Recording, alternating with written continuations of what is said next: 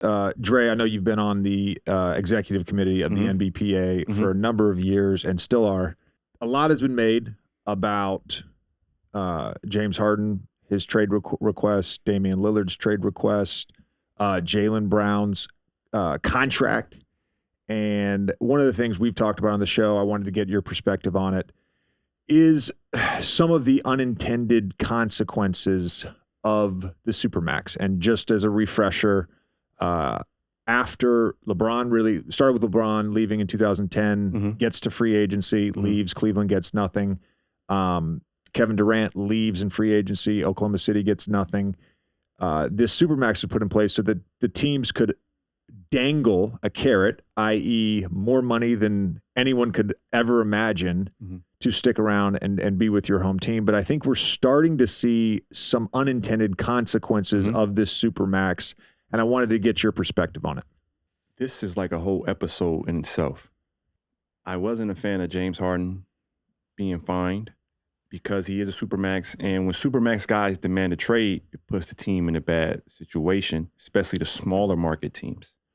New Orleans, Anthony Davis. But remember, he wouldn't sign a Supermax. Kawhi didn't either.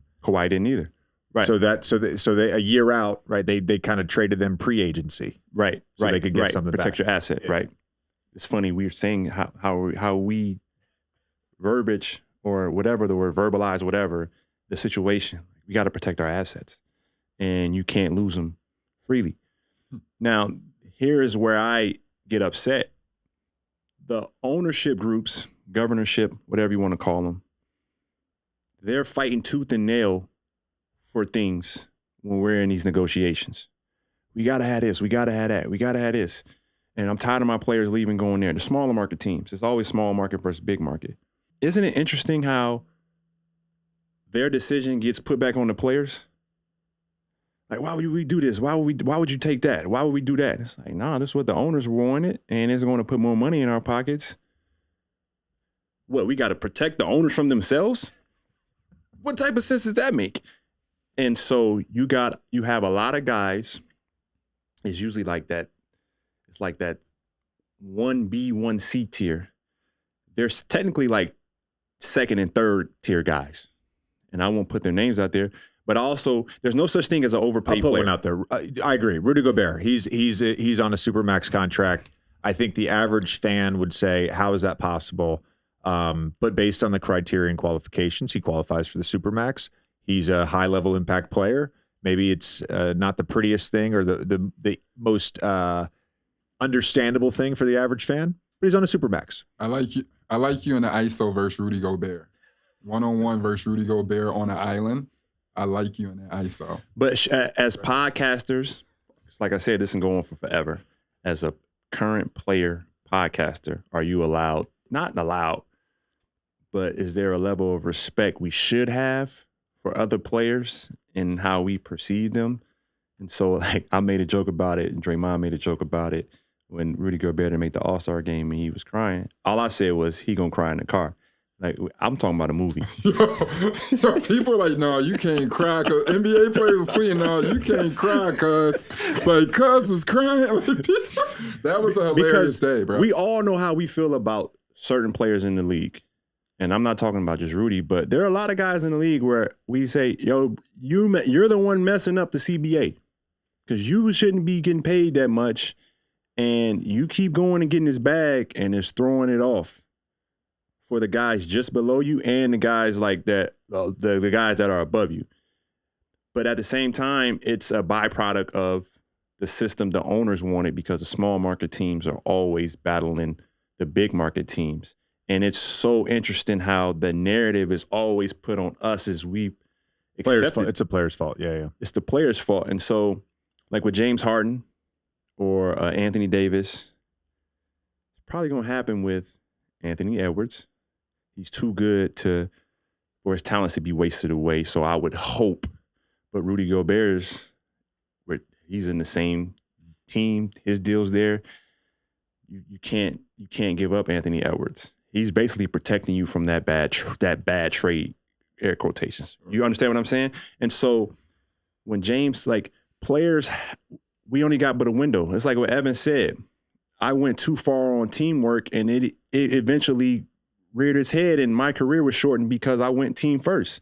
And so we all have that. You got to survive, and so teams should be fined as well when that player is fined. So when James goes and make these comments and James is fined, we all know they changed the rules on when you can start negotiating with players before free agency because everybody had their deal done before free agency.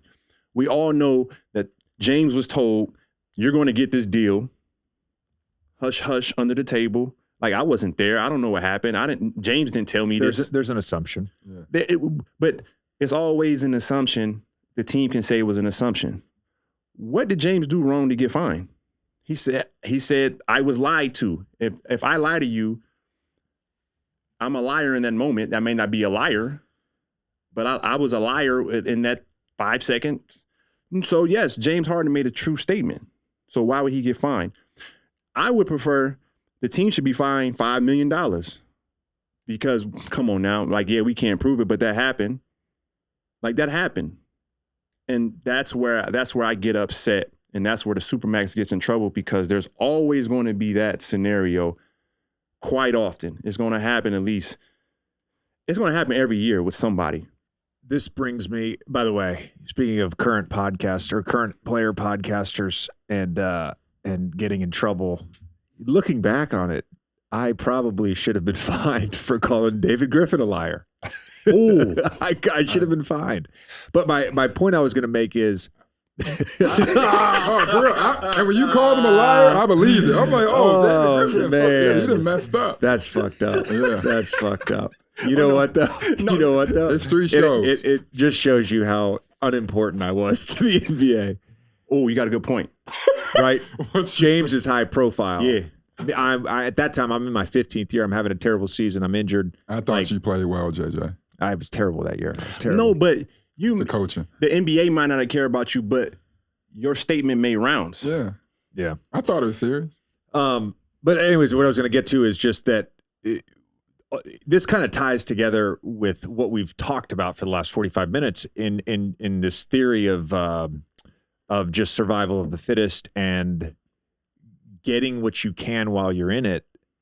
In some ways, the team shouldn't trust the players and the players shouldn't trust the teams, right? Everybody kind of has to act at times, and you're talking about your whole career. Everybody, in some ways, is forced to act in their own self-interest because you have a finite amount of time and a finite amount of resources. Right. And to your point, I think ultimately, by and large, the majority of the time, the players ultimately get the blame put on them. And there's a lot of ego in there on the ownership side. We talking about egos today. Yeah. Some owners act in a profit first manner. Some owners operate in a winning first manner. But I think a good amount of them operate in an ego manner operating system. And I want to be forward facing. I made the decisions. The owners want to be, a GM told me this, owners want to be players so bad, and the players want to be the owners so bad. It's a crazy dynamic there. Yeah. Like, we would much rather never be seen or heard from because we've dealt with all the ridicule and the scrutiny. We've dealt with all that. It's like, you can have all that. Like, you can get access. You can go to Vegas and get whatever you want. You can go anywhere in the world. They recognize you. You get front of the line. You don't need reservations. We'll trade all that in. Give me the wealth, and I'll buy my own golf course, and I'm chilling every day. Like, I don't need, you will never see me again. And I think that dynamic causes a lot of those egos to clash. Yeah.